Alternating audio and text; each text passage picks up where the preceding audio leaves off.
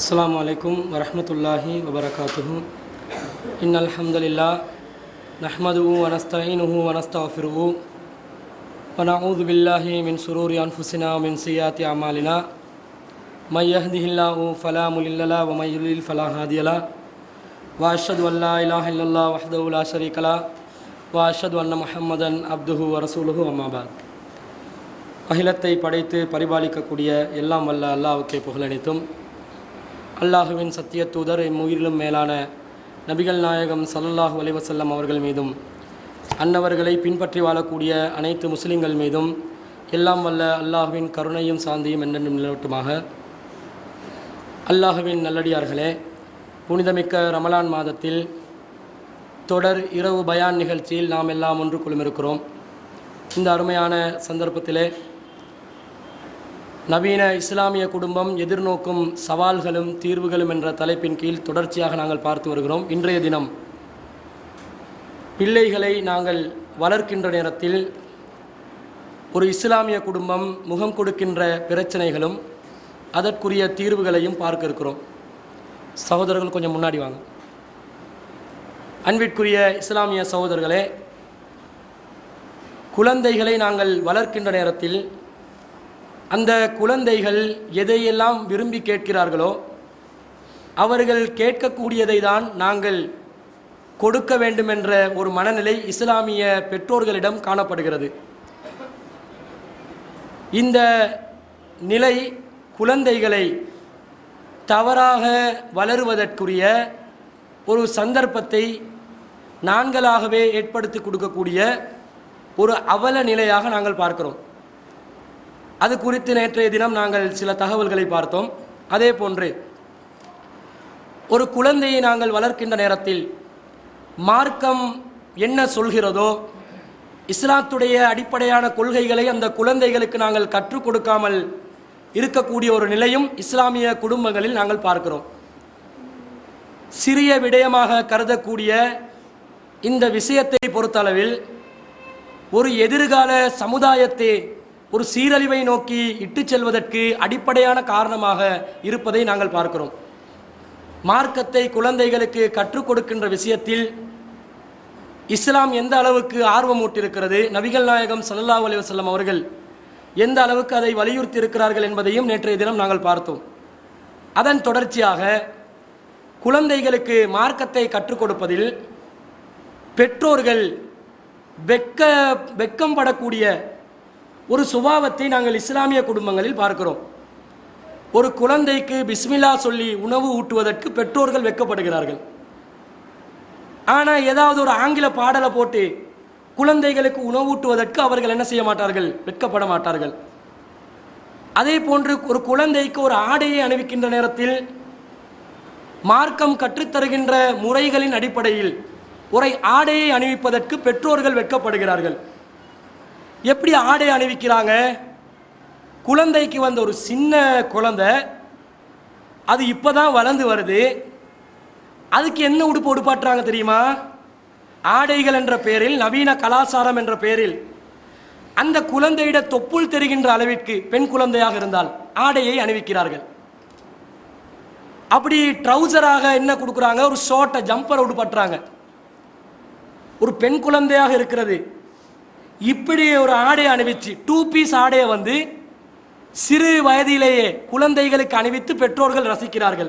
ஏனென்றா பெருசாவினா குழந்தைகள் வளர்ந்து விட்டால் இந்த கோலத்தில் எங்களுக்கு ரசிக்க முடியாதுன்னு நினைக்கிறாங்களோ தெரியாது, இவங்க வந்து அணிவிக்கிறாங்க. அணிவிச்சு அதை வந்து ரசிக்கக்கூடியவர்களாக இருப்பதை நாங்கள் பார்க்கிறோம். சினிமாக்களில் பலவிதமான வடிவங்களில் எடுத்து காட்டுவார்கள் ஆடைகளை. அந்த ஆடைகளை பெற்றோர்களும் அணிகிறார்கள், பிள்ளைகளுக்கும் அணிவிக்கிறார்கள். அப்போ இது இஸ்லாமிய கலாச்சாரத்துக்கு முற்றிலும் மாறுபட்டதாக இருப்பதை நாங்கள் பார்க்கிறோம். குழந்தைகளுக்கு ஆடைகள் என்று வருகின்ற நேரத்தில் மார்க்கம் தடை செய்திருக்கின்ற எந்த ஆடையும் நாங்கள் அணிவிக்கக்கூடாது. நபிகள் நாயகம் ஸல்லல்லாஹு அலைஹி வஸல்லம் அவர்கள் ஹலால் ஹராம் சட்டத்தை யார் மீது கடமையாக்கி இருக்கிறார்கள் என்பதை நாங்கள் ஆய்வு செய்து பார்த்தால் பருவமடைந்தவர்களுக்குத்தான் மார்க்கத்தில் ஹலால் ஹராம் என்ற சட்டத்தை இஸ்லாமிய மார்க்கம் கடமையாக்கி இருக்கிறது. ஆனால் சிறு வயதிலிருந்தே அந்த சட்டங்களை கடைபிடிப்பதற்கு நாங்கள் குழந்தைகளை பழக்க வேண்டும். அப்படி பழக்குவதனூடாகத்தான் அந்த குழந்தைகளுடைய மனநிலையை மார்க்கத்தை கடைபிடிக்கக்கூடிய ஒரு மனநிலைக்கு கொண்டு வர முடியும். அந்த குழந்தைகள் பருவ வயதை அடைகின்ற நேரத்தில் அந்த குழந்தைகளுக்கு இஸ்லாமிய சட்டதிட்டங்களை கடைபிடிப்பதற்குரிய அந்த எல்லா விதமான பின்னணிகளையும் அமைத்து கொடுக்க முடியும் என்பதை நாங்கள் மறந்துவிடக்கூடாது. ஒரு குழந்தைய இந்த ஆடை கலாச்சாரத்தில் வளர்த்தெடுத்து அந்த புள்ள பருவ வயது அடையுதுன்னு வைங்க, அதுக்கு இஜாபை போடன்னு சொன்னால் போடாது, 2 பீஸை தான் கேட்கும். இவ்வளோ காலம் 2 பீஸை கொடுத்து இப்போ மட்டும் என்ன தலையில் மாட்டுறது, ரொம்ப வேர்க்குது அப்படின்னு சொல்லும், கஷ்டமாக இருக்குது, இந்த சொசைட்டியில் எங்களுக்கு இந்த ஆடையோட நடமாட முடியாமல் இருக்குது அப்படி என்று பருவ வயதை அடைந்த குழந்தைகள் பேசுகிறாங்கன்ற அதுக்கு காரணம் என்ன? நீங்கள் சின்ன வயசில் இந்த ஆடையை பழக்கினீங்க, அதனால தான் அவங்க என்ன செய்கிறாங்க, அதை விட்டு கொடுக்க முடியாமல் அதை ஆதரித்து அதை எதிர்த்து மேற்கத்திய கலாச்சார ஆடைகளை ஆதரித்து இஸ்லாமிய ஆடை முறைகளை எதிர்த்து பேசக்கூடியவர்களாக வளர்கிறார்கள். ஒரு ஹிஜாபை கடைப்பிடிக்க முடியாது, ஒரு முந்தானையை கடைப்பிடிக்க முடியாது, ஹஜ்னபி மஹரமி சட்டத்தை கடைப்பிடிக்க முடியாது. எல்லாத்துக்கும் இந்த ஆடையுடைய கலாச்சாரம் மிக முக்கியமான அடிப்படை காரணமாக இருப்பதை நாங்கள் பார்க்கிறோம். நபிகள் நாயகம் ஸல்லல்லாஹு அலைஹி வஸல்லம் அவர்கள் குழந்தைகளை சிறு வயதிலிருந்தே ஹலால் ஹராம் சட்டத்தை பேணக்கூடியவர்களாகத்தான் வளர்த்திருக்கிறார்கள். நாம் அனைவரும் அறிந்த செய்திதான், ஹசன் ரலியல்லாஹு அன்ஹு அவர்கள் பைத்துல் மாலிலே ஜக்காத்திலிருந்து ஒரு பேரித்தம் பழத்தை எடுத்து சாப்பிட்டார்கள். அன்று நபிகள் நாயகம் ஸல்லல்லாஹு அலைஹி வஸல்லம் அவர்களுக்கு ஜக்காத்தாக உணவுப் பொருட்கள் குவியலாக சேரும், காசு பணம் சேரும், தங்கம் வெள்ளி சேரும். இது எல்லாத்தையும் நபி ஸல்லல்லாஹு அலைஹி வஸல்லம் பிரித்து கொடுப்பாங்க. பல நாட்களில் வச்சுக்கொள்ள மாட்டாங்க, உடனடியாக அதை பங்கிட்டு விடுவார்கள். குவிக்கப்பட்ட பேரித்தம் பழத்திலிருந்து ஒரே ஒரு பேரித்தம் பழத்தை எடுத்து அந்த குழந்தை சாப்பிடுது. அப்போ நபி ஸல்லல்லாஹு அலைஹி வஸல்லம் அவர்கள் இதை காண்றாங்க. கண்டா என்ன நாங்கள் நினைப்போம் என்று சொன்னால், நாங்களாக இருந்தால் நாங்கள் சதக்கத்துல் ஃபித்ராவை சேர்த்து வச்சு அதில் ஏதாவது ஒரு அரிசி வச்சுருப்போம், அரிசி சதக்கத்துல் ஃபித்ராவில் அரிசியை சேர்த்து வச்சுருப்போம். யாராவது ஒரு குழந்தை வருது, எடுத்து அரிசி எடுத்து வாயில் போட்டால் நாங்கள் அதை தட்டி கேட்குறோமா? தட்டி கேட்க மாட்டோம். யாராவது அதை கண்டித்தாலும் அரிசியை தானே எடுத்து வாயில் போட்டார், என்ன இது பெரிய ஏதாவது பண்ணாரா, கிலோ கணக்கில் அரிசி அள்ளி போனாரா, இப்படி நாங்கள் பேசுவோம். ஆனால் நபி ஸல்லல்லாஹு அலைஹி வஸல்லம் அவர்கள் என்ன செய்தார்கள்? உடனடியாக வாயில் விரலை விட்டு அந்த பேரித்தம்பழத்தை எடுத்து துப்பு துப்பு என்று சொல்கிறாங்க. துப்பு என்று வாய் வார்த்தையாக மாத்திரம் சொல்லாமல் ஒரு ஃபார்மாலிட்டிக்கு கூட சிலவங்க பேசுவாங்க, இதெல்லாம் சாப்பிடக்கூடாதுமா அப்படின்னுவாங்க. ஆனால் சாப்பிட விட்டு அதை அனுமதிப்பாங்க.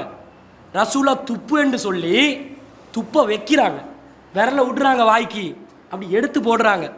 இதுதான் இஸ்லாம் சொல்லக்கூடிய நெறிமுறையாக இருக்கிறது. அப்போ நாங்கள் பார்க்குற எங்களோட ஆண் குழந்தைகளுக்கு தங்க நகைகளை நாங்கள் அணிவிக்கிறோம், பெண் குழந்தைகளுக்கு இந்த மாதிரி நவீன ஆடை கலாச்சாரத்துக்கு நாங்கள் அதை அணிவித்து அவங்களை அதுக்கு பழக்கப்படுத்துகிறோம். கேட்டால் சின்ன புள்ள, அது செல்லமான புள்ள, இந்த வயசில் இது உடுக்காட்டி எந்த வயசில் தான் உடுக்க போகுது, பார்த்து ரசிக்கத்தானே போகிறோம் என்று சொல்லி பெண் குழந்தைகளையும் ஆண் குழந்தைகளையும் ஆடை விஷயத்திலே நாங்கள் கண்டு கொள்ளாமல் இருப்பதை பார்க்கிறோம். இதை மார்க்கம் வன்மையாக கண்டிக்கிறது. இந்த நிலையை தொடர்ச்சியாக நாங்கள் வைத்துக் கொண்டோம் என்று சொன்னால் இஸ்லாம் எதிர்பார்க்கக்கூடிய ஒரு இஸ்லாமிய சமுதாயத்தை உருவாக்க முடியாமல் போய்விடும். அதற்கு பெற்றோர்கள் காரணமாகி விடுவார்கள் என்பதையும் பெற்றோர்கள் கவனிக்க வேண்டும். அடுத்ததாக, பிள்ளைகள் மீது பெற்றோர்கள் அளவு கடந்த நம்பிக்கையை வைத்திருக்கிறார்கள். இது மிகவும் தவறான ஒரு காரியமாக இருக்கிறது. அளவு கடந்த நம்பிக்கை. அந்த யாராவது ஒரு பெற்றோரிடம் உங்களோட புள்ள எப்படி, உங்களோட மகன் எப்படி, மகள் எப்படி என்று கேட்டு பாருங்க, பீத்துறதுக்கு ஆரம்பிப்பாங்க. பீத்தன்னு சொல்லுவாங்களே, புகழ்றது. பிள்ளைய பற்றி பேச, ஏண்ட குழந்தையா அவள் அப்படி அதை படிச்சிக்கிறா, இதை படிச்சிக்கிறா, கம்ப்யூட்டர் தெரியும், இன்டர்நெட் தெரியும், அவள் ஃபோனை கூட ஆப்ரேட் பண்ணுவான், எனக்கே தெரியா பாருங்களேன். ஏண்ட குழந்தை அப்படி ஃபோனில் இருந்து ட்விட்டருக்கு போவா, அப்படி ஃபேஸ்புக்கு போவா, நெட்டில் எதையும் தேடுவா, நல்ல கெட்டிக்காரி, நல்ல திறமசாலி, இப்படி என்று எங்களோட ஆண் குழந்தைகளையும் பெண் குழந்தைகளையும் புகழ்ந்து நாங்கள் பேசுகிறோம். இல்லை ஏதாவது சந்தேகப்படுற மாதிரி ஏதாவது நடந்து கொள்கிறாங்களா, அது சரி அதெல்லாம் கிடையாது, ஏண்ட புள்ள இல்லையா, என்ன மாதிரி தான் இருப்பார், எந்த சந்தேகமும் இல்லை, ஏண்ட குழந்தை, நான் பெத்த குழந்தை என்ன ஏமாற்றி துரோகம் செஞ்சு ஏதாவது பண்ணுவாங்களா, பண்ணவே மாட்டாங்க. நான் வந்து என் குழந்தை மேலே 100% நம்பிக்கை வைத்திருக்கிறேன் என்று எல்லா பெற்றோர்களும் சொல்கிறாங்க. எல்லா பெற்றோர்களும் இப்படி நம்பிக்கை வைத்திருக்கிறார்கள். இந்த நம்பிக்கையின் காரணமாக குழந்தைகள் என்ன செய்து, எங்களுடைய சிறு குழந்தைகள் எங்கட பார்வைக்கு 20 வயசாக இருந்தாலும் வாப்பாக்கு சின்ன பிள்ளையாக தான் இருக்கும். 20 வயசு குமர பிள்ளையாக இருக்கும் வீட்டில். ஆனால் அந்த வாப்பாக்கு வந்து அந்த பிள்ளை எப்படி இருக்கும், என்ற செல்லம் அப்படி தான் இருக்கும். இவர் மகனுக்கு 15 வயசு தான் இருக்கும். ஆனால் வந்து வாப்பாக்கு வந்து வாப்பா எப்படி யோசிப்பார், 15 வயசுக்கு வந்தாலும் வாப்பாட பார்வையில், உம்மாட பார்வையில், பெற்றோர்களுடைய பார்வையில் இன்னும் எங்கட செல்ல புள்ள பாருங்களே வளர்ந்துருச்சு, எவ்வளோ செல்லமாக இருக்குது என்று பார்த்து கொண்டிருக்கிறார்கள். இதன் காரணமாக பல குழந்தைகள் பெற்றோர்களை அப்பட்டமாக ஏமாற்றுகிறார்கள். இந்த ஒரு குருட்டு நம்பிக்கை இருக்குதே, அளவு கடந்த நம்பிக்கை பிள்ளைகள் மீது, இதை சரியாக பயன்படுத்தி கொண்டு எந்த குடும்பமும் விதிவிலக்கு இல்லைன்னு சொல்கிற அளவுக்கு ஏதாவது ஒரு குடும்பத்தில் இந்த மாதிரி தங்கமான புள்ளையில் இருந்தேன்னு சொன்னால் அவங்க கொடுத்து வச்சவங்க தான், அல்லாஹ்க்கு அவங்க நன்றி செலுத்திக் கொள்ள வேண்டியதுதான். எல்லா குடும்பங்களையும் குழந்தைகள் பெற்றோர்களை ஏமாற்றக்கூடியவர்களாக இருக்கிறார்கள். அதற்கு ஆயுதமாக எதை பயன்படுத்துகிறார்கள், பிள்ளைகள் மீது பெற்றோர்கள் வைத்திருக்கக்கூடிய அளவு கடந்த நம்பிக்கையை தான் ஆயுதமாக வைத்திருக்கிறார்கள். என்ன செய்கிறாங்க, புள்ள படிக்கணும் என்று கேட்கும். உமா அப்பா என்ன நினைக்கிறாங்க, சரி என் புள்ள படிக்க தானே கேட்குது, ஸ்கூலுக்கு அனுப்புறீங்க, ஸ்கூலுக்கு போனால் படிச்சுட்டு வர வேண்டியதானே, ஸ்கூலில் பாடம் சொல்லி தராங்க, 6 மணித்தேலாம் படிக்கிறாய், அந்த ஸ்கூல் பாடங்களை பாடசாலையில் எதை படிக்கிறீங்களோ அதை நீங்கள் வீட்டில் வந்து சரியாக படித்தாலே போதும், அதுக்குரிய தகவல்கள் மேலதிகமாக சேகரித்தாலே போதும். ஒருத்தர் வந்து எல்லா O level A level university எல்லா அளவுலையும் என்ன செய்யலாம், பாஸ் ஆகி விடலாம். ஏண்டா நீங்கள் நினைக்கிற மாதிரி இந்த யூனிவர்சிட்டி போகிற பிள்ளைகள் எல்லாம் எல்லா டியூஷன் கிளாஸுக்கும் போயிட்டு தான் படித்து பாஸ் ஆகுறாங்கன்னு அர்த்தமா? ஒரு டியூஷன் கிளாஸுக்கும் போகாமல் பாடசாலையில் கற்றுக் கொடுக்கக்கூடிய அந்த பாடத்தை மாத்திரம் வச்சு இவங்களோட திறமையில் அதிகமான புத்தகங்களை வாசித்து அதிகமான தகவல்களை சேகரித்து அந்த பாடசாலையில் அந்த புக்குகளை எடுத்து நல்ல அதில் தகவல்களை சரியாக புரிஞ்சு கொண்டு பல பேர் பாஸ் ஆகுறாங்க, எக்ஸாம்களில் நல்ல ரிசல்ட் எடுக்கிறாங்க. ஆனால் எங்கட பிள்ளை என்ன கேட்கும், உம்மா இந்த ஸ்கூலில் வந்து டீச்சர் ஒழுங்காக வர்றாங்கல்ல, மேத்ஸுக்கு வந்து ஒரு டீச்சரே இல்லை, இஸ்லாம் படித்து கொடுக்குறதுக்கு யாரும் இல்லை, அப்போ நாங்கள் வந்து என்ன செய்யணும், டியூஷன் கிளாஸ் போனால் தான் பாஸ் ஆக முடியும். கிளாஸ்மேட் ஒரு பிள்ளை இருக்கிறா, அவன் வந்து ஒரு சார்கிட்ட பேரை சொல்லுவாங்க, இந்த சார்கிட்ட கிளாஸுக்கு போகிறா, நல்லா படிக்கிறா, நல்ல இந்த சார் வந்து தகவல்கள் எல்லாம் சொல்லி கொடுக்குறாரு அப்படின்னு சொன்னோடனே எங்களோட பெற்றோர்களோட மனசு என்ன, இவங்க படித்தே இருக்க மாட்டாங்க, பிள்ளைகளை படிக்க வைக்கணும்ன்றதில் ரொம்ப ஆர்வமாக இருப்பாங்க, படிக்க வைக்கணும், சமுதாயத்தில் நல்ல ஒழுக்கமுள்ள பிள்ளைகளாக இவங்களை மாற்றணும் என்று சொல்லி படிக்க வைக்கிறதுல வந்து பெற்றோர்கள் ரொம்பவும் ஆர்வமாக இருப்பார்கள். இந்த ஆர்வத்தை பிள்ளைகள் பார்க்குறாங்க, நான் படிக்கணும் என்றதை பெற்றோர்கள் விரும்புகிறாங்க அப்படின்றத பார்த்து சில பிள்ளைகள், சில குழந்தைகள், சில மாணவர்கள் உண்மையிலே படிக்கணும் என்று நினச்சி தான் எக்ஸ்ட்ரா டியூஷனுக்கு போகிறாங்க. ஆனால் போனால் அங்கே நடக்கிற கூத்தை நீங்கள் பார்த்தீங்கன்னா உங்களோட புள்ள படிக்காம வைக்கிறது நல்லமென்னு நினைப்பீங்க. என்ன பண்ணுறாங்க, டியூஷனுக்கு போகிறாங்க. இவன் வந்து ஒரு பொம்பளை பிள்ளையை எடுத்துக்கொள்வோம், முதல்ல நிறைய வந்து வளையலில் சிக்கிறது வந்து பெண் குழந்தைகள் தான். இவங்க போயிட்டு படிக்கிறாங்க, நல்லா படிப்பாங்க. ஆண்களை விட எங்களோட சமுதாயத்தில் பெண் குழந்தைகள் அதிகமாக படிக்கக்கூடியவர்களாக இருக்கிறார்கள். இவங்க போயிட்டு ஒரு பாடத்தை படிக்கிற நேரத்தில் ஒருத்தன் வருவான், யாரு, இவக்கு 15 வயசு இருக்குமா, அவனுக்கு 16 வயசு ஆகிக்கும், அல்லது இவக்கு 16 வயசுண்டா அவனுக்கும் 16 வயசு ஆகிக்கும். வருவான் கிளாஸுக்கு. எதுக்கு கிளாஸுக்கு வர்றது, படிக்கிறதுக்கே இல்லை. எங்களோட கொழும்பு மொழியில் சொல்கிறதா இருந்தால் சார்ட்டர் அடிக்கிறதுக்கு வருது, சார்ட்டர் அடிக்கின்றே தான் வருது. போயிட்டு சார் வந்து படித்து கொடுத்து கொண்டு இருப்பான், இவன் வந்து இப்படி பார்ப்பான். அங்கே இருக்கிற இன்னொரு வார்த்தையில் சொல்லுவாங்க, அந்த பாடசாலை இந்த டியூஷனுக்கு வரக்கூடிய மாணவிகளுக்கு அந்த ஆண்கள் மத்தியில், இளைஞர்கள் மத்தியில் இருக்கக்கூடிய ஒரு மொழி, அடமொழி என்னன்னு சொன்னால் துண்டுகளை பார்ப்பாங்க. துண்டை பார்த்து ரசிப்பாங்க. இவன் வந்து முதல்ல என்ன செய்வா, அப்படி கண்டுகொள்ளாமல் ஒரு இதை காட்டிக்கொள்வா, மார்க்க விளக்கத்தை காட்டிக்கொள்வா. சரி இதெல்லாம் பார்க்கக்கூடாது, இவன் வந்து சும்மா என்ன தொந்தரவு பண்ண, நான் படிக்க தான் வந்துக்கிறேன் ஃபஸ்ட்டுக்கு மனசில் நினச்சி கொள்வா. திரும்ப பார்ப்பான்.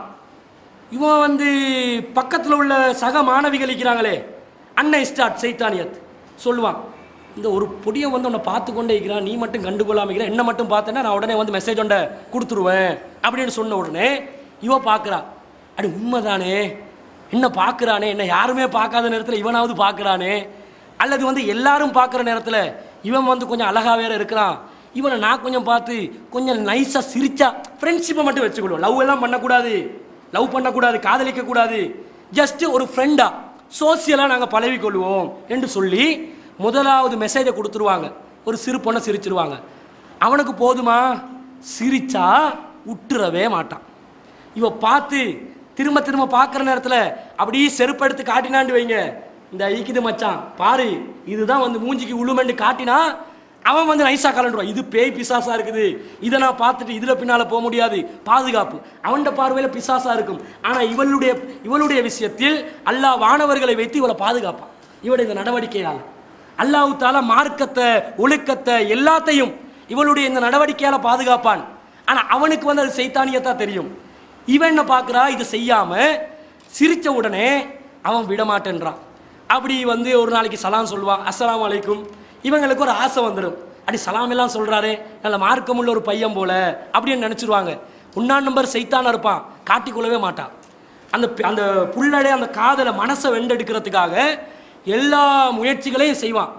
இது எல்லா கிளாஸுகள்லையும் எல்லா படிக்கக்கூடிய எல்லா இடங்களிலும் நடக்கக்கூடிய சர்வசாதாரணமாக விஷயமாக மாறிடுச்சு. இப்போ இவங்க என்ன செய்கிறாங்க, மெதுவாக வந்து காதலிக்க ஆரம்பிக்கிறாங்க. அவர் இஷ்டம் கேட்பார், இஷ்டம் கேட்குறேன்னு சொல்லுவாங்க, என்ன விருப்பமா இல்லையா சொல்லு. இவன் வந்து முதல் நாளே பதில் சொல்ல மாட்டா, ரெண்டாவது நாளும் பதில் சொல்ல மாட்டா. சில நேரம் ஒரு வாரம் எடுப்பா, எடுத்துட்டு வீட்டில் இருந்து யோசிக்க ஆரம்பிப்பா. யோசி கேட்குறானே, நான் வந்து ஃப்ரெண்ட்ஷிப்பாக தானே பழகுறேன், இவன் வந்து லவ் பண்ண கேட்குறானே, என்ன பண்ணுறது அப்படின்னு சொல்லி இவன் வந்து அதுக்கப்புறம் என்ன முடிவு கொடுக்குறா, சரி ஏதோ ஒரு விதத்தில் டீசெண்டாக நாங்கள் லவ் பண்ணிடுவோம்னு சொல்லி அந்த சக மாணவிகள்கிட்ட ஆலோசனை கேட்டோடனே அவள்கள் வந்து கரத்தில் ஏற்றி விடுவாள். ஏற்றி விட்ட உடனே எல்லாம் விளங்குறதுக்காகவே உங்களோட மொழிகளில் பேசுகிறேன். ஏற்றி விட்ட உடனே இவன் வந்து பதிலை கொடுத்துருவாவா, நாசமாக போச்சு. அந்த நாள்லேருந்து இவட படிப்பு, ஒழுக்கம், மானம், மரியாதை, குடும்பத்துடைய கௌரவம், அந்தஸ்து எல்லாமே நாசமாகி போய் விடுகிறது. இவங்க காதலிக்க ஆரம்பிச்சிருவாங்க. அந்த காதலிக்க ஆரம்பிக்கிற நேரத்தில் அவனுடைய புத்தி என்ன செய்வான், காட்ட ஆரம்பிப்பான். இன்று காதல் என்ற ஒரு விஷயம் பிள்ளைகள் மத்தியில் சர்வசாதாரணமாக நடைமுறையில் இருக்கிறது. இந்த காதலால் தான் பல குடும்பங்கள் சீரழிந்து போவதை நாங்கள் பார்க்கிறோம். இவங்க பேசுகிறாங்க, எப்படி பேசுகிறாங்க, கிளாஸ் டைமில் பேசுகிறாங்க. சார் வந்து ஒரு இன்டர்வல் பிரேக்கை கொடுப்பாரு, அந்த டைமில் பேசுகிறாங்க. அவர் ஒரு கிஃப்டை கொடுப்பாரு. அதே மாதிரி February 14 வந்துச்சுன்னு வைங்க, வேலண்டைன் டேண்டு காதலர் தினம். காதலர் தினத்துக்கு சில மாணவிகள் என்ன பண்ணுவாங்கண்டா, அது கலர் வச்சிருக்கிறாங்க. ரெட்டு கலர் கொடுத்தா என்ன அர்த்தம், எனக்கு ஆல்ரெடி ஒரு லவர் இருக்கிறாருன்னு அர்த்தம். மெசேஜ் இந்த அளவுக்கெல்லாம் நடக்குது. இது சிங்கள மக்கள் செஞ்சால் தவறில்லை, அவங்களோட மார்க்கம் அவங்களுக்கு சட்டம் போடலை. இது வந்து இந்துக்கள் செஞ்சால் தவறில்லை, அவங்களோட மார்க்கம் அவங்களுக்கு சட்டம் போடலை. முஸ்லீம் மாணவிகள் செய்கிறாங்க, முஸ்லீம் மாணவர்கள் செய்கிறாங்க. பச்சை கலர் போட்டால் எனக்கு இன்னும் ஒரு துண்டு மாட்டலை, யாராவது துண்டு வழிந்தான் மாட்டிக்கோங்க. யூனிவர்சிட்டியில் இதுக்கு பேர் வச்சுருப்பாங்க, எப்படின்னு சொன்னால் கொக்கை தானவான்னு சொல்லுவாங்க. அங்கே சிங்களம் தானே அதிகமாக பேசுகிறது, கொக்கை போடுறது. என்ன கொக்கை, அந்த யூனிவர்சிட்டிக்குள்ளே அந்த பல்கலைக்கழகத்துக்குள்ளே படிக்கிற காலம் வர காட்டி லவ் பண்ணிக்கொள்வோம். அதுக்கு பிறகு என்ன செய்ய வேணாம், தொடர்ச்சியாக நாங்கள் லவ் பண்ண வேண்டிய அவசியம் இல்லை. இந்த சந்தர்ப்பத்தை தான் எல்லா இளைஞர்களும் தேடிக்கொண்டிருக்கிறான். அது பாடசாலையில் கிடைக்கிற நேரத்தில் உடனடியாக மானம், மார்க்கத்தை அனைத்தையும் அடகு வைத்து இந்த காதலிக்கக்கூடிய நிலைக்கு தள்ளுறாங்க. இப்படி காதலர் தினம் வர்ற நேரத்தில் பரிசு கொடுப்பாங்க. இவங்க வந்து பாப்பா வந்து டியூஷன் ஃபீஸுக்கு காசு கொடுத்துருப்பாரு, உம்மா கிட்ட ஏதாவது ஒரு தேவையான சொல்லி ஒரு புக்கு வாங்கணும், அதை வாங்கணும் என்ற பேரில் ஏதாவது காசு எடுத்துக்கொள்வாங்க. எடுத்துட்டு அந்த காசால் வந்து இவர்கிட்ட லவருக்கு வந்து என்ன செய்கிறா, கிஃப்ட் வாங்கி கொடுக்குறா. கிஃப்ட் வாங்கி கொடுக்குறா. அவன் வந்து அதை போய்ட்டு கேபினெட்டில் வைக்கிறான். இவன் தர கிஃப்டை வந்து இவன் வந்து ஒளிச்சு வைக்கிறான். ஃபோட்டோஸ் பரிமாறப்படுது. எல்லா கூத்துகளும் நடக்குது. இது நடக்குதுன்னு சொல்கிறோமே, முஸ்லீம் சமுதாயத்தில் நடக்குது. சமுதாயத்தில் அங்கத்தவர்கள் யார், இஸ்லாமிய குடும்பங்கள். அப்போ எங்கட குடும்பத்திலையும் இது நடக்குதா இல்லையா, எங்கட குடும்பத்தில் நடக்குதா இல்லையான்னு கேட்டால் நடக்குது இல்லைன்னுவாங்க. தேடி பார்த்தா ஏதாவது ஒரு குடும்பத்தில் விதிவிலக்காக சில குடும்பங்கள் போனாலும் ஒரு கேஸாவது இருக்கும். ஒரு கேஸாவது அடித்து சொல்லுவேன், ஒரு கேஸாவது இந்த லவ் மேட்டரில் சிக்கி பல பிரச்சனைகளை சந்தித்த குடும்பங்கள் இருக்கவே செய்யும். இந்த அளவுக்கு மாறுது. இது எந்த அளவுக்கு நடக்குதுன்னு சொன்னால், இந்த காதல் என்ற ஒரு மெட்டரை வந்து விளம்பரத்துக்காக வேண்டி, வியாபார நோக்கத்துக்காக வேண்டி தான் அறிமுகப்படுத்தினாங்க. ஒரு 40-50 வருஷத்துக்கு முன்னால் இந்த சினிமா என்ற ஒரு கலிசரை துறை ஒன்று இருக்குது. இந்த கலிசரை துறை வருவதற்கு முன்னால் இந்த காதல் மெட்டரே இருக்கலை. பழைய காலத்து ஆக்கள் வந்து என்ன செஞ்சுருக்கிறாங்கன்னு சொன்னால், தேடி பார்க்குற நேரத்தில் காதல் ஏதாவது பண்ணிருக்கிறாங்களான்னு கேட்டால் அவங்க வந்து காதல் எல்லாம் பண்ணதில்லை. என்ன செய்வாங்க, பெற்றோர்கள் வந்து யாரை பேசி கொடுப்பாங்களோ அவங்கள திருமணம் முடிப்பாங்க. விருப்பம் இருந்தால் விருப்பம் பண்ணுவாங்க, இல்லைண்டா வேறொருத்தரை பார்த்தாங்கன்னு பேசுவாங்க. பேச்சுவார்த்தையில் தான் திருமணம் நடக்கும். எப்போ அவங்க காதலிக்க ஆரம்பிப்பாங்கண்டா, திருமணம் முடித்த பிறகு அந்த கணவனும் மனைவியும் காதலிக்க ஆரம்பிப்பாங்க. இந்த மாதிரி ஒரு நிலை தான் ஆரம்ப காலத்தில் இருந்தது. சில தம்பதியினருக்கு குடும்பத்தில் எப்படி இல்லறத்தில் ஈடுபடணும் என்றது கூட தெரியாத ஒரு சூழ்நிலை இருந்தது. அந்த பெற்றோர்கள் வயோதிபர்கள் தான் சொல்லி கொடுத்து இந்த மாதிரி தான் மேட்டர் இருக்குது என்று சொல்லி கொடுப்பாங்க. ஆனால் இன்றைக்கு 5-6 வயசு ஒரு பொடியனுக்கு கூப்பிட்டு ஃபேமிலி மேட்டரை கேளுங்க, எங்களை விட தெளிவாக சொல்லுவான். அதான் அவங்களுக்கு தெரியாமல் இருக்குதா, இவ்வளோ விஷயங்கள் சமாச்சாரங்கள் இருக்குது அப்படின்னு சொல்லி கொடுப்பான். இதுக்கு காரணம் வந்து சினிமாவும் மெகா சீரியல்களும் செல்போனும் இணையதளமும் தான் காரணமாக இருக்குது. அதை பற்றி நான் விளக்குறேன். அப்போ இந்த நிலையில் தான் ஆரம்ப காலத்தில் இருந்தார்கள். ஆனால் இப்போ இவங்க எல்லாரும் சாதாரணமாக பருவ வயது அடைவதற்கு முன்னாலே இந்த குடும்ப வாழ்க்கைன்றது என்ன, காதல் என்றது என்ன, காமம் என்றது என்ன, செக்ஸ் என்றால் என்ன, அனைவரும் தெரிந்து வைத்திருக்கிறார்கள் என்பதனால் இந்த காதல் என்ற ஒரு மேட்டரை வந்து தூக்கி போட்டான். வியாபார நோக்கத்துக்காக வேண்டி போட்டு, காதல் இல்லாமல் வாழ்க்கை இல்லை, காதலே புனிதமானது, காதலிக்காமல் யாராவது திருமணம் முடித்தால் அவனை விட ஒரு துர்ப்பாக்கியசாலி கிடையாது, காதல் தான் இந்த உலகத்தையே இயக்க வைக்கிறது, யாரெல்லாம் காதலித்தார்கள் என்றால் ஆதாமேவாலும் காதலித்திருக்கிறார்கள் அப்படியெல்லாம் போடுவான். அடே இப்போ 50 வருஷத்துக்கு முதல்ல தான் வந்தீங்கன்னு பார்த்தா எங்கே கொண்டு போயிட்டு டச் பண்ணுறான்டா, ஆதிப்பிதா உம்மா வாப்பக்கே அவதூறு சொல்கிறாங்க. எங்களோட பெற்றோர்களுக்கே அவதூறு சொல்கிற அளவுக்கு இந்த காதலை கொண்டு வந்து சினிமாக்காரன் வச்சான். அதில் பாருங்கள், சினிமாவில் எப்படி வைப்பானுண்டா, காதலியை வந்து அப்படியே அழகாகி காட்டுவான். அவோ போல ஒரு உலக அழகி இல்லை என்ற அளவுக்கு அந்த நடிகையை கொண்டாந்து வச்சிருவான். காதலனை கொண்டு வந்து வைப்பான். எப்படி சினிமாவில் வந்து நடிகராக வர்றவர் இவரை போல ஒரு ஹென்சமான ஆள் இல்லை, அப்படி சண்டியனாக இருப்பார், அநியாயத்தை தட்டி கேட்பார், அவர் தான் ஹீரோ என்ற மாதிரி சினிமாவில் காட்டுவான். இதை எல்லா பிள்ளைகளும் குடும்பங்களில் பாடசாலைக்கு போயிட்டு வந்து வீட்டுக்கு வந்த உடனே பார்க்குறாங்க. இதை பார்க்கறதுனால தான் இந்த கருத்துக்கள் எல்லாமே உள்வாங்கப்பட்டு இதை ப்ராக்டிக்கலாக நடைமுறைப்படுத்துகிறாங்க. இதை நாங்கள் பார்க்கிறோம். பிள்ளைகள் வந்து பாடசாலைக்கு போயிட்டு வந்து டிவி ஆன் பண்ணணுமென்று தேவையில்லை, ஆல்ரெடி உமா வந்து பார்த்து கொண்டு தான் இருப்பாள். பார்த்து கொண்டு இருக்கிறதுல வந்து ஜாயிண்ட் ஆகுறது மட்டும்தான் செய்வாங்க அவங்க. நீங்கள் அந்த நேரத்தில் முஸ்லீம் வீடுகளுக்கு முஸ்லீம் வீடுகளில் என்ன நடக்குதுன்றதை வந்து கொஞ்சம் ஆய்வு செஞ்சு பாருங்கள். எல்லா வீடுகள்லையும் ஏதாவது ஒரு சேனலில் ஒரு சினிமா போயிட்டு கொண்டே தான் இருக்கும். அதில் வந்து இந்த குழந்தைகள் என்ன செய்கிறார்கள், இந்த பிள்ளைகள் மாணவர்கள் என்ன செய்கிறாங்க, வந்து உட்காந்து பார்க்குறாங்க. அதில் என்ன பண்ணுறான்டா, படுக்கை அறை காட்சி அப்படியே எடுத்து காட்டுறான். இப்படி தாண்டா உறவு கொள்வது அப்படி எடுக்கிறான். உம்மா பார்க்குறா. அந்த துண்டு வர்ற நேரத்தில் மட்டும் போய்க்கு இப்படி மூஞ்ச இப்படி திருப்பி இப்படி கண்ணால் பார்ப்பாங்க. இப்படி மூஞ்ச திருப்பிட்டு கண்ணால் எல்லாரும் பார்க்கறது. உம்மா பாப்பா வெக்கம் இல்லாமல் இப்படி பார்த்து கொண்டே இருப்பாங்க. இப்படி புள்ள பார்க்குது. இவ்வளோ வெக்கமான விஷயம். இஸ்லாம் எந்த அளவுக்கு வந்து மானத்தை பாதுகாத்து கொண்டு வாழ சொல்லுது. ஒரு மானம் என்றது புனிதம். படுக்கையார காட்சியை காட்டுறான். இதை நாங்கள் குடும்ப சகிதத்தோடு உட்கார்ந்து கொண்டு பார்க்குறோமே, கேவலங்கட்ட குடும்பமாக இல்லையான்னு யாராவது அல்லா நினச்சிட மாட்டானா என்று நினச்சி ஆஃப் பண்ணவும் மாட்டாங்க. அப்படியே அந்த துண்டு வர்ற நேரத்தில் சும்மா அப்படியே ஒரு ஆக்ஷனை காட்டி கொள்வாங்க. எல்லாரும் பார்க்குறாங்க. இந்த குளியலறை காட்சிகள், எப்படி குளிக்கிறாங்க, எப்படி சோப்பு தேய்க்கிறது. காதலன் வந்து அந்த குளியலறையில் ஒரு கல் அப்படி கலட்டி காதலிட வந்து முதுகை தேய்க்கிற காட்சியை காட்டுவான். இதை பார்த்தோன்னே இவனுக்கு ஐடியா வரும், ஆஹா நம்ம பக்கத்து வீட்டு புள்ளைய தானே லவ் பண்ணுறோம், வீடு வந்து ஒன்றா தானே இருக்குது, செங்கல்லொண்ட கலட்டுற வழி என்னன்றது யோசிப்பான். இதில் தான் இவனோட திங்கிங் போகுது. அங்கே மேற்கத்திய உலகத்தில் வந்து விஞ்ஞானத்தில் எப்படி இன்னும் முன்னேற்றத்தை அடைகிறதுன்னு திங்க் பண்ணுறான். இவன் வந்து எப்படி பெண்களை கலெக்ட் பண்ணுறது, எப்படி காமத்தை வந்து நாங்கள் அனுபவித்து கொள்வது, இதுக்கு என்ன வழி என்றதே திங்க் பண்ணுறோம். அதுக்கு காரணமாக சினிமா இருக்கிறது. ஆனால் எங்களோட பெற்றோர்கள் என்ன செய்கிறது இல்லை, அதை வந்து தடுக்கிறது இல்லை. அவங்களே தானே செய்கிறாங்க. அப்போ எப்படி தடுப்பாங்க, சினிமாவை பார்த்து தொலையும் என்று சும்மா இருப்பாங்க. ஏன்னா நாமும் பார்த்து தொலைகிறோம், நீனும் பார்த்து தொலையும் என்று சும்மா விட்டுவிடக்கூடிய ஒரு காட்சியை நாங்கள் பார்க்கிறோம். அதே மாதிரி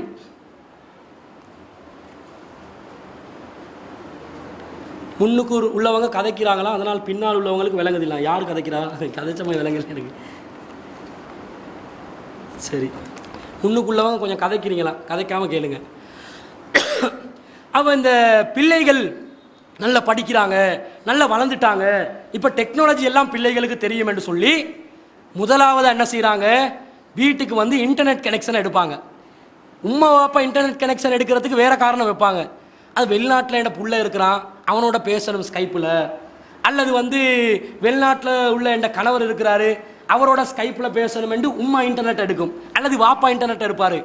புள்ளைகள் வந்து பார்த்து கொண்டு இருக்கும், சந்தர்ப்பம் வரட்டுமே இன்டர்நெட் எடுக்கட்டுமே அப்படின்னு பார்த்து கொண்டே இருக்கிறாங்க. இன்டர்நெட்டை எடுத்து கொடுத்துட்டு வைங்க, எப்படி இவங்க ரூம் அமைச்சு கொடுப்பாங்கண்டா, இன்டர்நெட்டுக்குரிய அந்த மெஷினை எங்கே வைக்கணுமென்று பிள்ளைகிட்ட தான் கேட்பாங்க. இவ பார்க்குறா நல்ல சந்தர்ப்பமாகிருச்சு, நல்லா அப்படி ஒரு ரூமோட தனியாக ஒதுக்கினா தான்மா நல்லம், ஏன்டா மெஷினுக்கு வந்து தூசி போகக்கூடாது, அது போகக்கூடாது, வைரஸ் எல்லாம் போய்ட்டுரும். இவன் தூசி போனால் வைரஸ் போகிறேன்னு நினச்சி உம்மா வாப்பாக்கு தெரியாது, வைரஸா அது என்னது, கம்ப்யூட்டர் எல்லாம் டேமேஜ் பண்ணிடும், இவ்வளோ 80,000 கொடுத்து வாங்குறீங்க, டேமேஜ் ஆகிருமென்று சொன்ன உடனே இப்போ பூ சுற்றுற வேலை நடக்குது. காதில் வந்து பூ சுற்றுறாங்க, பெற்றோர்களுக்கு தெரியா, நாலேஜ் இல்லை. சரி, நீங்கள் அப்போ என்ன செய்யுங்க, ஓரத்துக்காக அதை வச்சுக்கொள்ளும்டா, சரியாக யாருக்குமே விளங்காத மாதிரி அந்த கனெக்ஷனை வந்து அமைச்சு கொள்வாங்க, மெஷினை செட்டப்பை ஃபுல்லாக அமைச்சு கொள்வாங்க.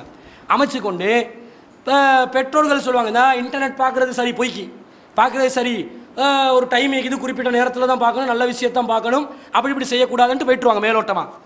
இவங்க வந்து சரியுமா, எனக்கு என்ன தெரியும், நான் வந்து நீங்கள் எடுத்த சுட்டி தானே நானே பார்க்குறேன், நீங்கள் எடுக்காட்டி நான் பார்த்திப்பேனா, யூஸும் பண்ணிக்க மாட்டேன் அப்படின்னு சொல்லி பெற்றோர்களை சமாளித்து இன்டர்நெட்டுக்கு உள்ளே அக்சஸ் ஆகுறாங்க. அக்சஸ் ஆகின உடனே முதலாவது என்ன பண்ணுறாங்க தெரியுமா, முகப்புத்தகத்துக்கு போகிறது, ஃபேஸ்புக்கு போகாத பெண் குழந்தைகள் யார் இருக்கிறாங்கன்னு கொஞ்சம் தேடி பாருங்கள். உங்களோட வீட்டில் இன்டர்நெட் கனெக்ஷன் வச்சுருந்தா ஹிஸ்டரிக்கு போங்க. ஹிஸ்டரி இன்டர்நெட்டில் எதையெல்லாம் பார்த்துருக்குறாங்கன்றத ஹிஸ்டரி என்ற ஒரு பட்டன் இருக்குது, அதை நீங்கள் கிளிக் பண்ணிங்கன்னு சொன்னால் அப்படி பட்டியல் போட்டு காட்டும். அதில் நீங்கள் பார்த்தீங்கன்னா அதிகமான பெண் குழந்தைகள் ஃபேஸ்புக்கு போயிட்டு இருப்பாங்க. ஃபேஸ்புக் என்றா என்ன, முகப்புத்தகம். அதில் கிட்டத்தட்ட உலகத்தில் 1 பில்லியன் மக்கள் சேர்ந்துருக்கிறாங்க. 1 பில்லியன் உலகத்தில் உள்ள மக்களில், ஜனத்தொகையில் 1 பில்லியன் மக்கள் ஃபேஸ்புக்கில் சேர்ந்துருக்கிறாங்க. அதுலேயும் அதிகமானவர்கள் எந்த நாட்டில் இருக்கிறாங்கண்டா, இந்தோனேசியாவில் இருக்கிறாங்க.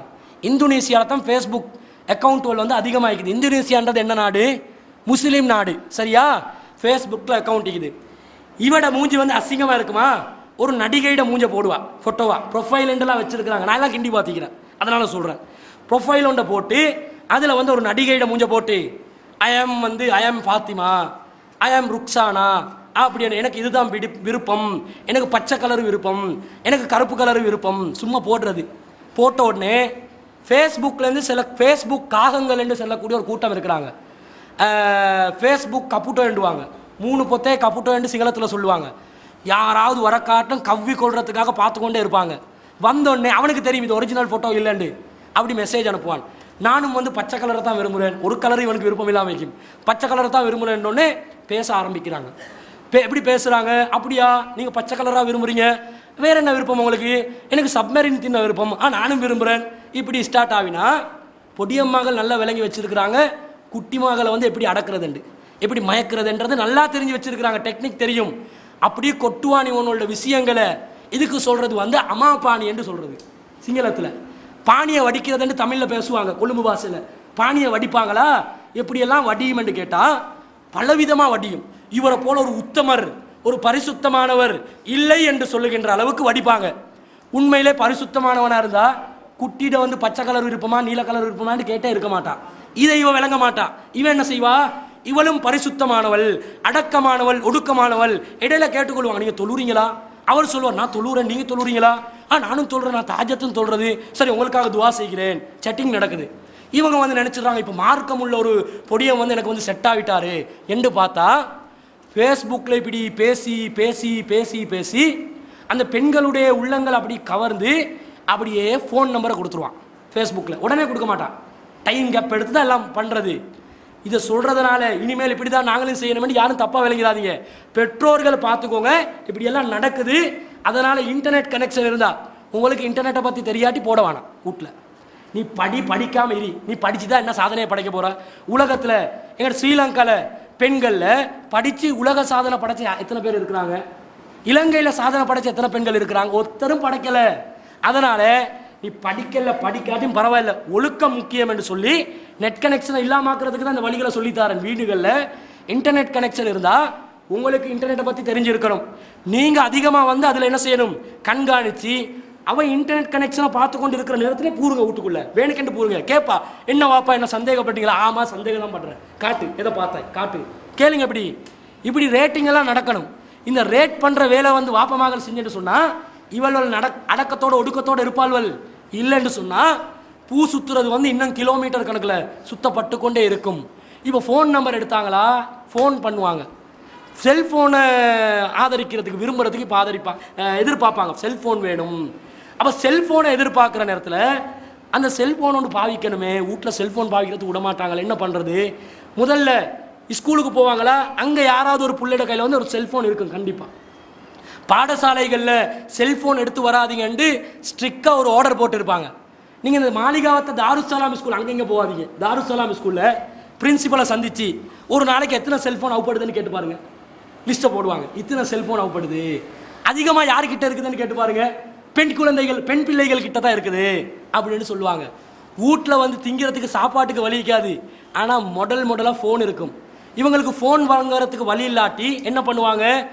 வாப்பா கிட்ட சொல்லுவாங்க, வாப்பா இந்த டியூஷனில் டியூட்ஸ் எல்லாம் தராங்க, எனக்கு எங்களோட ஃப்ரெண்ட்ஸ் மகள்கிட்ட டியூட்ஸ் கேட்டு எடுக்கணும், ஃபோன் ஒன்று இருந்தால் நான் பேசி எடுத்துடுவேன் அப்படின்னு சொல்லி சும்மா ஒரு பேச்சை போட்டுவான். வாப்பா வந்து தங்க பவுனா நினச்சி மகளை என்ன செஞ்சிருவாரு?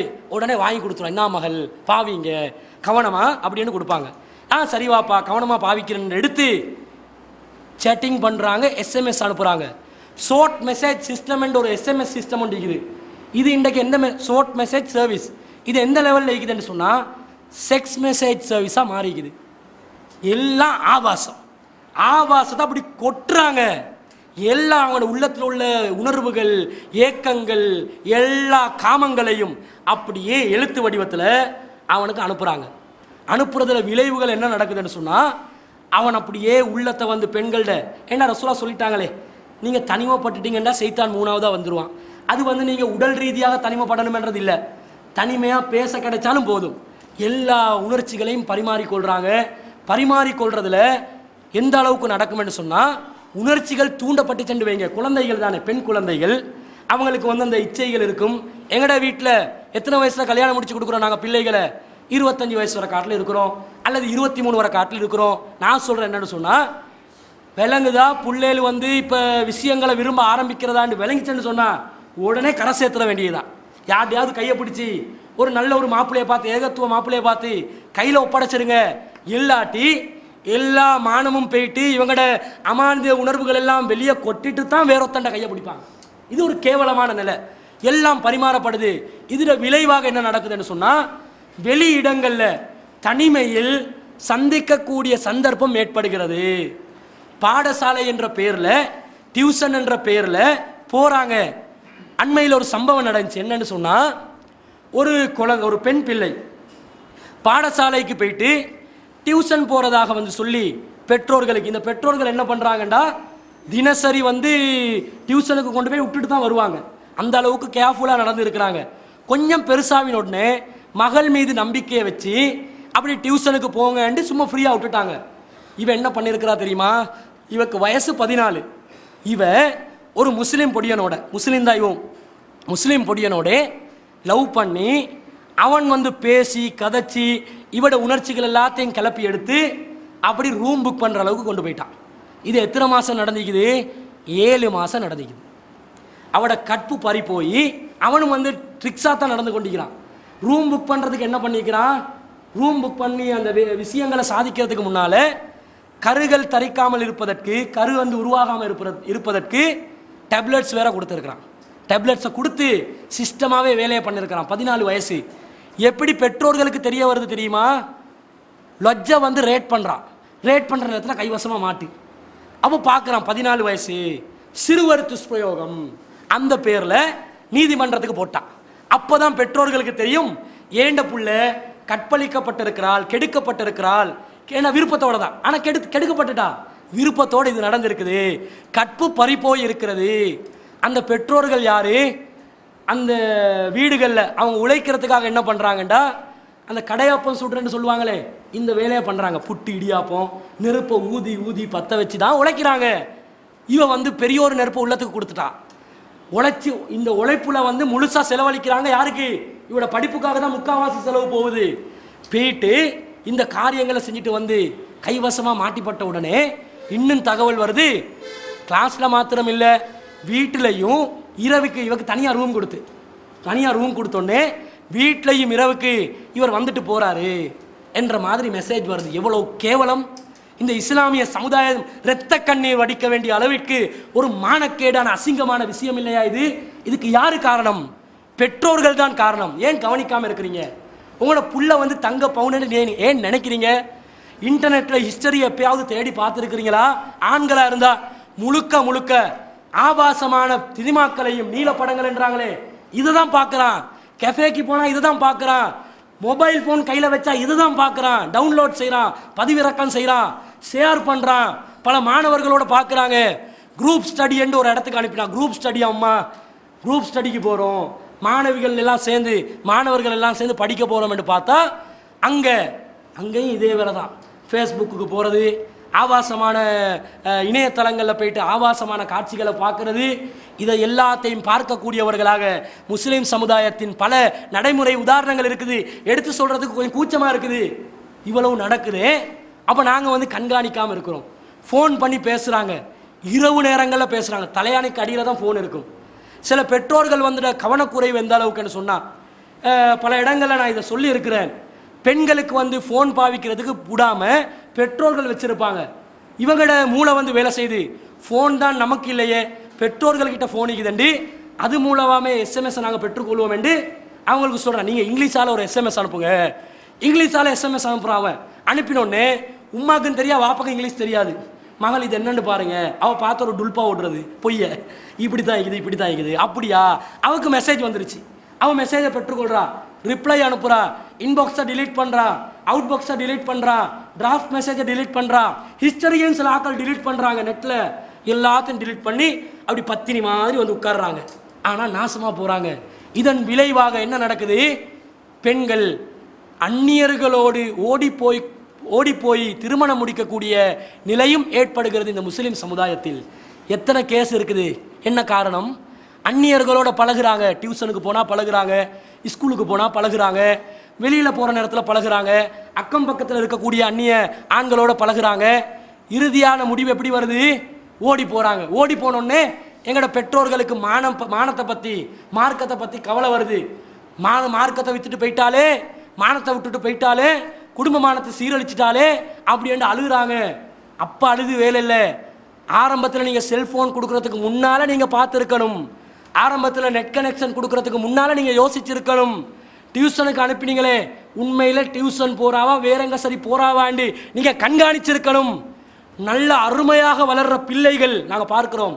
இந்த புள்ளன்னா அசையாது, நெருப்பு மாதிரி இருக்கும் அப்படி என்று நினைத்த பிள்ளைகள் கூட இந்த டியூஷன் அனுப்பின ஒரே காரணத்துக்காக இந்த காதல் என்ற வலையில சிக்கி தடுமாறி இருக்கக்கூடிய காட்சிகளை நாங்கள் பார்த்திருக்கிறோம். நம்பி வச்சிருந்தோம், இவன் என்ன இப்படி பண்ண மாட்டா, இவன் நல்ல புள்ளதான் அப்படி என்று மனசுல பெரியோர் எதிர்பார்ப்பை வச்சிருந்தவர்கள் கூட வெளியில நீங்க ஒரு கண்காணிப்பு இல்லாம, பொறுப்புணர்வு இல்லாம வெளியில அனுப்புறதுனால இவங்க என்ன செய்யறாங்க? இவங்க வந்து அந்த சந்தர்ப்பத்தை பயன்படுத்தி பெற்றோர்களை ஏமாற்றுகிறார்கள்.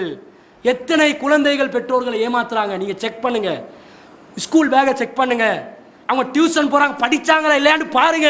ஏன் பார்க்க மாட்டேன்றீங்க? உங்களுக்கு விளங்காட்டி உன்னோட குடும்பத்தில் படிச்சொத்த இருக்க மாட்டானா? ஒருத்தனாவது இருக்க மாட்டானா? கூப்பிட்டு ஒரு வாரத்துக்கு ஒருக்க நீ வந்து போ, உனக்கு வந்து டிரான்ஸ்போர்ட்டாவது தர்றோம். மானம் போறதை விட செலவு போறது பிரச்சனை இல்லை. நீ பைக்ல வந்தா பெட்ரோல் காசாவது தர்றோம். இவன் என்ன செய்யறான்னு கொஞ்சம் செக் பண்ணு. அவனும் வந்து ஒழுக்கமானவனா இருக்கணும், அதையும் பார்த்துக்கோங்க.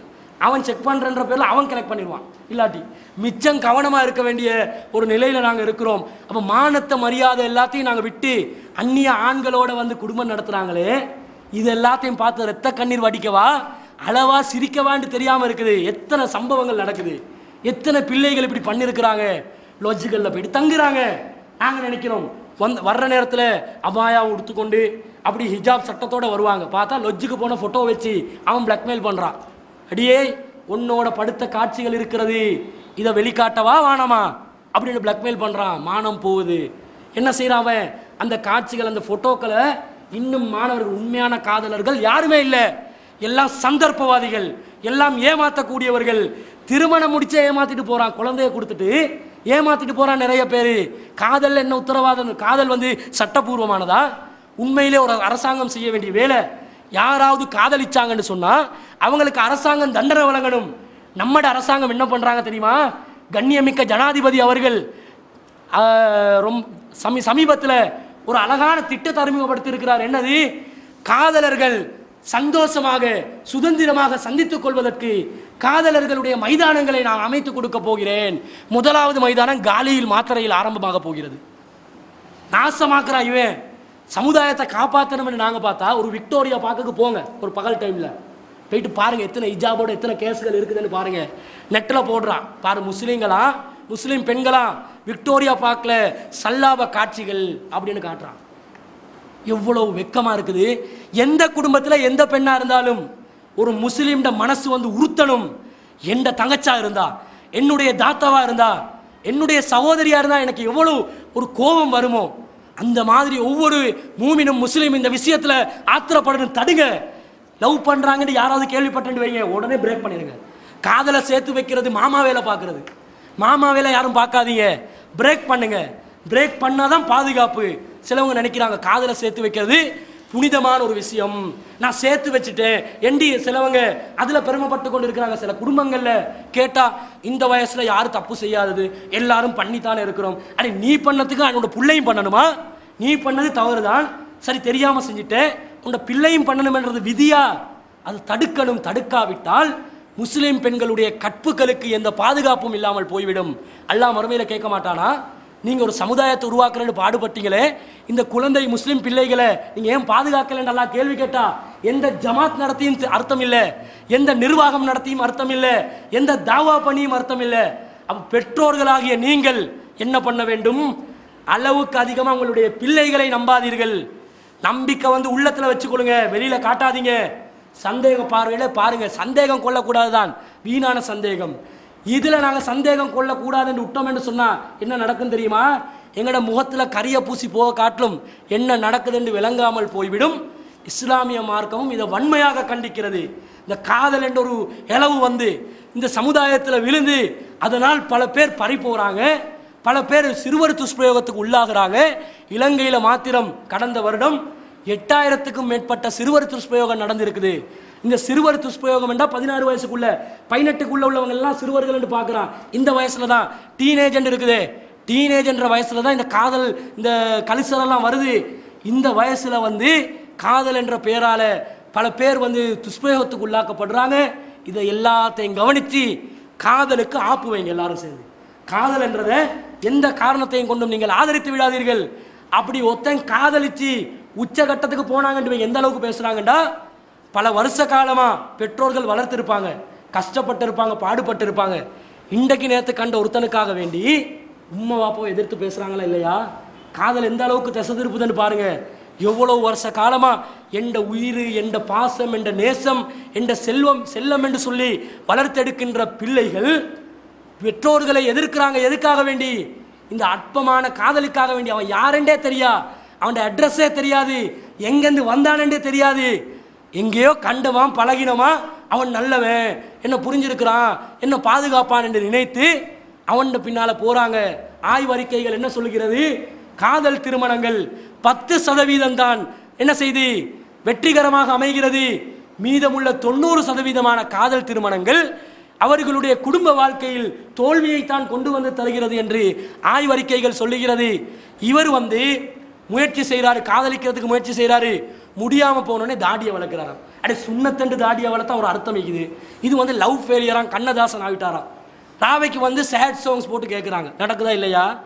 கோல் ஃபேஸுக்கு போங்க, கோல் ஃபேஸில் பெண்களை பார்த்து சேட் சாங்ஸ் போடுவான்.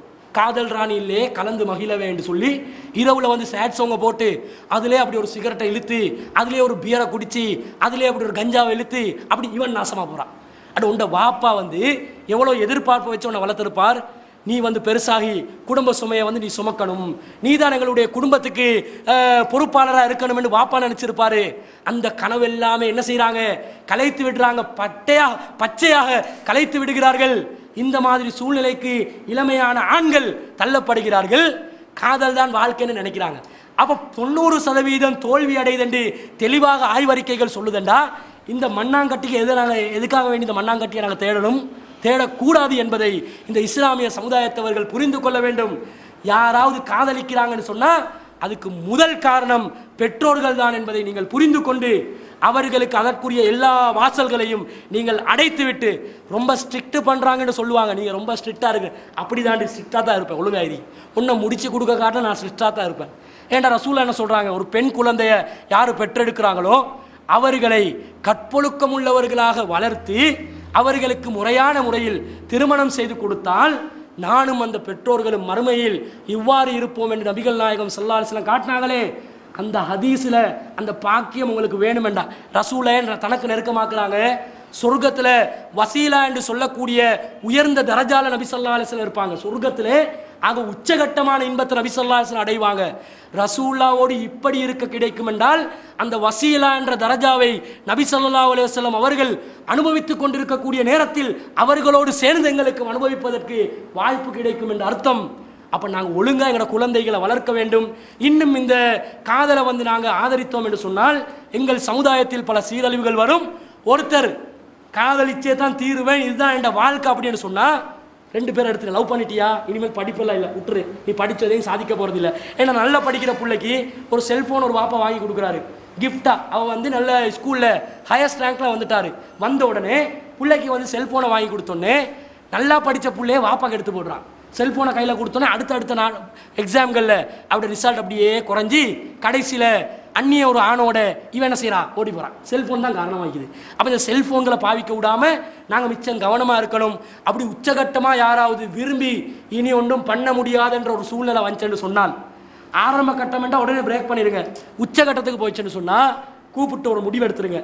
25 வயசு வந்தால் தான் உன்னை முடிச்சு கொடுப்பேன், பேசி திருமணம் வச்சு பேசி ஒரு 5 வருஷத்துக்கு அப்புறம் நீங்கள் முடிங்க. இந்த கதையெல்லாம் இஸ்லாத்தில் இடம் இல்லை. இந்த கதைகளுக்கு மார்க்கம் எந்த அனுமதியும் தரல. 5 வருஷம் திருமணம் முடிச்சு கொடுப்பீங்கடா, 5 வருஷத்துக்கு இவங்க ஆபாசமான கதைகளை பேசுவாங்க ஃபோனில், 5 வருஷத்துக்கு தனியாக சந்திப்பாங்க. பேசி வச்சவங்களை வந்து வீட்டிலே வந்து சந்தித்து பேசுறதுக்கு அனுமதி கொடுக்குறாங்க. இதெல்லாம் மார்க்கம் சொல்லலை. பேசினா உடனே நாளைக்கு திருமணம், போ திருமணம் முடியன்னு அவனை கூப்பிடுங்க, அப்போ நடுங்கிடுவாங்க. ஒரு சம்பவம் நடக்குது, இதை சொல்லி முடிச்சுக்கொள்கிறேன். ஒரு சம்பவம் நடக்குது, ஃபோனில் வந்து எஸ்எம்எஸ் பரிமாற்றம் நடக்குது. எஸ்எம்எஸ் பரிமாற்றம் நடந்த உடனே இவர் என்ன செய்கிறாரு, இவர் வந்து நல்ல மெசேஜெல்லாம் போட்டு இவரும் வந்து அந்த ஒரு யங் கேர்ள்னு நினச்சி 22 வயசுன்னு சொல்லிக்கிறான்.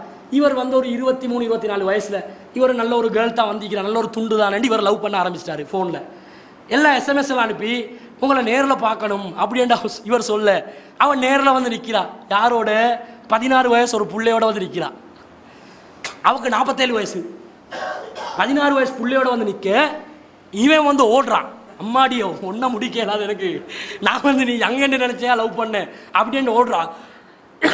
ஓடின உடனே அவள் விடுவாவா, அவள் போயிட்டு பிடிச்சி அவனுக்கு அடித்து, டேய் என்ன திருமணம் முடிச்சே ஆக வேண்டும், என்னோட எவ்வளோ பேசியிருக்கிறார் அப்படின்னு அவனுக்கு அடிக்கிறான். அடித்த உடனே போலீஸ் என்ன செய்கிறாங்க, உடனே கைது செஞ்சு பொம்பளை இப்படியாட ஒரு ஆம்பளைக்கு போட்டு அடிக்கிறேன்னு சொல்லி ஜெயிலில் ரிமாண்டில் போட்டாங்கன்னு சொல்லி செய்திகளை பார்க்குறோமே. இந்த மாதிரி கூத்துக்கள் எங்களோட குடும்பங்களில் நடந்தால் சந்தி சிரிக்கும். ஊர்களில் மானம் மரியாதையெல்லாம் போயிட்டு மறுவ வெக்கி தலை குனிஞ்சு சீரழிஞ்சு போகக்கூடிய ஒரு நிலைமை எங்களுக்கு உருவாகும். அதனால் கவனமாக இருந்து கொள்ளுங்கள். அப்படி திருமணத்தை காதலில் உச்சகட்டம் வந்தால் வந்து பேச வச்சு நீ அந்த ஒழுங்கானவனான்னு பாருங்கள், மார்க்கம் ஈக்குதா, அவனுக்கு வந்து கொள்கைக்குதா, சிறுக்கு செய்யாதவனா, மார்க்கத்தில் இவனை வச்சு ஒழுங்காக காப்பாற்றுவானா, எல்லாத்தையும் பார்த்து உடனே ஃபைசல் பண்ணி விட்ருங்க. காதலை வந்து கண்டினியூ பண்ண விடாதீங்க. கண்டினியூ பண்ண விட்டீங்கண்டா சீரழிவுகள் அதிகமாகும். உடனே திருமணம் முடிச்சு வச்சிங்கண்டா திருமணம் என்று வர்ற நேரத்தில் பெண்கள் விரும்புவாங்க, எங்களோட பிள்ளைகள் விரும்புவாங்க, பெண் குழந்தைகள். ஆம்பளை என்ன பண்ணுவான், திருமணமாக எண்டு வீட்டில் தாத்தா இருக்குது தங்கச்சி இருக்குது, தாத்தா தங்கச்சி வச்சுக்கொண்டு ஏன் லவ் பண்ண வந்தப்ப, தாத்தா தங்கச்செல்லாம் கல்யாணம் முடிச்சுட்டு நீ லவ் பண்ண வேண்டியதானே, இப்போ ஏன் லவ்வுக்கு உனக்கு அவசரம் என்று அப்போ கேட்டு 2 பலாரண்டு அலைஞ்சு அனுப்பணும். கண்ணத்துக்கு அறையக்கூடாது இஸ்லாத்தில். வேற எங்காவது ஒரு கொம்பன் எடுத்து அடிச்சிடுங்க, அடித்து அனுப்பி இனிமேல் இந்த கூத்துக்கெல்லாம் வராதண்டி இவள்கிட்ட முன்னுக்கு நிரூபித்து காட்டுங்க. பாத்தியா உன்னை ஏமாத்துறானா, இப்போவே ஏமாத்துறவன் உண்ட வாழ்க்கையில் எவ்வளோ ஏமாத்துவான்னு புத்தி சொல்லி கொடுத்து பொறுப்புள்ள பெற்றோர்களாக கண்காணித்து கொண்டே இருங்க. ஆண்களாக இருந்தாலும் சரி, பெண்களாக இருந்தாலும் சரி, என்ன செய்கிறாங்கன்றதை கண்காணித்து கொண்டே இருங்க. மார்க்கம் இதை எப்படியெல்லாம் கண்காணிக்குமாறு எங்களுக்கு சொல்கிறதுன்றத செய்திகள் இன்ஷா அல்லாஹ் நாளைய தினத்தில் பார்ப்போம். இந்த சினிமாவில், இந்த சீரியல்களில் ஏற்படக்கூடிய விபரீதங்கள் என்ன, அதனால் இந்த சமுதாயத்துக்கு என்ன பாதிப்புகள் நடந்திருக்கிறதுன்றதையும் இன்ஷா அல்லாஹ் நாளைய தினம் நாங்கள் பார்க்க இருக்கிறோம். அன்பிற்குரிய சகோதரர்களே, என்னோட ஜமாத் செய்திகளை நாங்கள் SMS மூலமாக அனுப்புகிறோம். SLTJ SMS சர்வீஸ் என்ற ஒரு ட்விட்டரில் ஒரு சர்வீஸ். இது ட்விட்டர் சர்வீஸ் ஜமாத் மெசேஜ் தான் வரும், வேறு மெசேஜ் வராது. இதை நீங்கள் ஆக்டிவ் பண்ணி கொள்றதா இருந்தால் ஃபாலோ ஸ்பேஸ் ஒரு டெக்ஸ்ட் மெசேஜை டைப் பண்ணணும். ஃபாலோன்னு டைப் பண்ணி ஸ்பேஸ் போட்டு SLTJ SMS டைப் பண்ணி அதை 400404 நீங்கள் சென்ட் பண்ணணும். அதை நாங்கள் ஒரு போர்ட் பேனர் போட்டிக்கிறோம். அதில் ஈக்கிரமாக நீங்கள் செஞ்சீங்கன்னு சொன்னால் உங்களோட ட்விட்டரில் நீங்கள் அட் ஆகுவீங்க. பல பேர் எங்களுக்கு ட்விட்டரில் அட் ஆகினாதான் இந்த பிறை தகவல்கள் எல்லாத்தையும் எங்களுக்கு சேர்க்கலும். எங்களை யாரும் பார்க்குறாங்கல்ல, SLTJ பார்க்கணும்னு எல்லாம் சும்மைக்கிறோம். SLTJ எத்தனை ஊரில் தான் பார்க்குறது? நீங்கள் ஒவ்வொருத்தரும் பார்த்து எங்களுக்கு மெசேஜ் தந்தீங்கன்னா ஜம்மியத்துல் உலமா அறிவிக்கிறதுக்கு முன்னால் எங்களுக்கு என்ன செய்யலாம், அந்த தகவல்கள் எல்லாம் உறுதிப்படுத்தி நம்பகமான தகவல்களை எங்களுக்கு அறிவிக்கலாம். அதுக்கு இந்த ட்விட்டர் SMS தேவைப்படுது. அது முதலாவது தகவல். ரெண்டாவது, இந்த ஜமாத்தில் நிறைய தேவைகள் இருக்குது. அதுக்கு உங்களோட சந்தாக்கள், உங்களோட தான தர்மங்களை வழங்கிட்டு போங்க. இந்த சந்தாதாரர்களாக புதிதாக யாராவது இணையணும் என்று விரும்பினா அவங்க சகோதரர் ரசன்னான் அவர்களை சந்தித்து உங்களோட பேர்களை கொடுங்க. மாதத்துக்கு இந்த ஜமாத்துக்காக நான் ஒரு 500 ரூபா தர்றேன், அல்லது ஒரு 1000 ரூபா தாரேன், அல்லது ஒரு 2000 ரூபா தாரேன், இல்லை எனக்கு வசதிக்கு நான் ஒரு 5000 ரூபா தாரேன், இல்லை நான் 10,000 ரூபா தாரேன் என்று யாரெல்லாம் விரும்புகிறீங்களோ சந்தாதாரர்களாக இணைந்து கொள்ளலாம். பழைய சந்தாதாரர்கள் இருக்கிறாங்க, அவங்களோட பெண்டிங் நிறைய இருக்குது. பேர் சொல்லி கூப்பிடுறதுக்கு முன்னாடி சந்தாக்களை பெண்டிங் எல்லாத்தையும் என்ன செஞ்சுருங்க, ஜமாத்துக்காக அல்லாவுக்காக வேண்டி தந்துருங்க. நீங்கள் வாக்களிச்சிருக்கிறீங்க, உங்களோட பொருளாதார நிலை உங்களுக்கு தான் தெரியும். அதெல்லாம் கவனித்து இன்ஷா அல்லாஹ் அந்த சந்தாக்களை போட்டிங்கன்னா எங்களுக்கு வசதியாகும். ஜமாத் நிர்வாகிகளுக்கும் ஒரு செய்தி, நிர்வாகிகளும் சில சந்தாக்களை பெண்டிங் வச்சிருக்கிறாங்களாம். நிர்வாகிகள் மற்றவங்களுக்கு முன்னாடி சந்தாக்களை கொடுத்து கொள்ளுமாறும் எனக்கும் மற்றவர்களுக்கும் சொல்லிக்கொண்டு விடை பெறுகிறேன். வாஹிரு தவானா அல்ஹம்துலில்லாஹ்.